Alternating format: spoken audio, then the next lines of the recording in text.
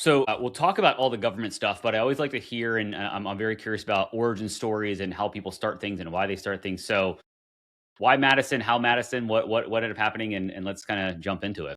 It's a good story. It's a super fun story. So classically, I've been an entrepreneur for, I would say, more than 15, less than 20 years, running a strategic planning and performance management consulting and software company, which is a mouthful, but professional services with software. And my customer base or my client base that was part of that was about a third cities and counties, educational institutions, and then classic business strategy. And it's been a lifelong pursuit to be a change agent for organizations. I would say at the end of 2023, decided to pay attention to what was going on with AI and realized that if we didn't jump onto what was happening, we wouldn't have a viable business anymore. Fundamentally, because as change agents, you can't really be part of the conversation if you're not facilitating what is arguably going to be the biggest thing that changes how we work as humans. Like it or not, it's just the way it's going to be.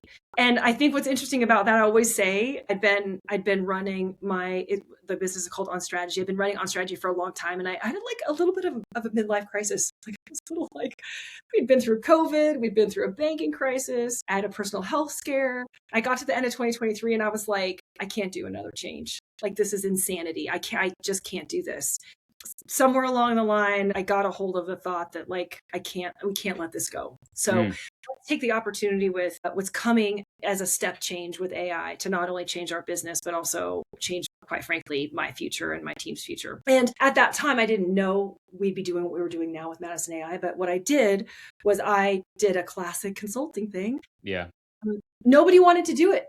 Everybody wanted to build things. So I had a few of our local government clients come back to us and say, love this, but I have this idea already. And we know that you also build software. So maybe you can help us build this idea. And I was kind of like, yeah, okay, no problem. But they're not very sexy.